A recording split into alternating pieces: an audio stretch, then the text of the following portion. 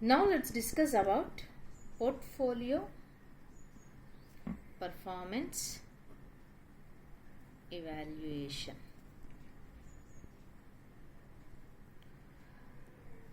So when once we have constructed the portfolio, okay, then your portfolio will perform, and periodically you are supposed to evaluate your performance of the portfolio, whether to continue with the same portfolio or to revise your portfolio or drop any one of the securities from the portfolio. So how your portfolio is performing, that's what you are supposed to do.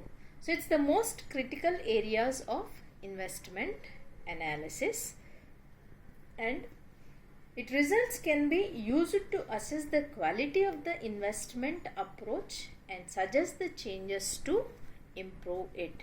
So already we have discussed that whether to hold the portfolio or to revise the portfolio in the coming future, or to improve the portfolio, we are supposed to do portfolio performance evaluations, and the results are used to communicate the process to other stakeholders.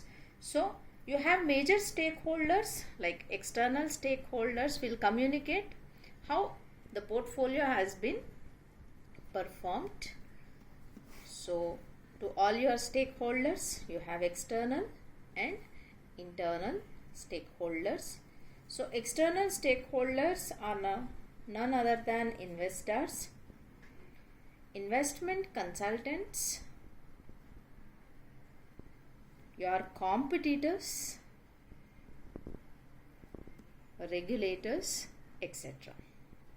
The same way, you have internal stakeholders like portfolio manager,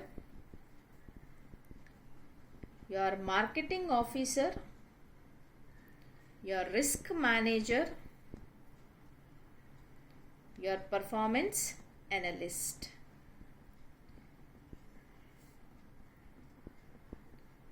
Further improvement or further investment from the external stakeholders will be based upon your current portfolio evaluation, and the incentive pay for the improvement or whatever it is for these internal stakeholders will be based upon the performance of the current portfolio or how they have managed that portfolio. So that's nothing but used to compensate the investment managers. So that's how we need to do evaluation of our portfolio. The portfolio performance evaluation involves the determination of how a managed portfolio has performed relative to some compared benchmark. So here whatever the managed portfolio is nothing but the portfolio that you have constructed by using certain securities, means which you are actively trading in the market. So if you construct a portfolio by such securities, that need to be compared with a benchmark, and usually the benchmark indices will be Nifty and Sensex in our Indian stock market case. So that's we need to evaluate and we need to compare them, and the evaluation can indicate the extent to which the portfolio has outperformed or underperformed, or whether it is on par with the market. Once again I am repeating, beta is the relative measure of your systematic risk or market risk. If beta is equals to 1, that indicates market beta. If beta is greater than 1 of any security or portfolio, it's an indication that this security is outperforming the market. So suppose if the security having if market return is 10%, and here when I say beta is greater than 1, suppose it is 1.2 or 1.5, then the security yields 12% return. So it is outperforming the market.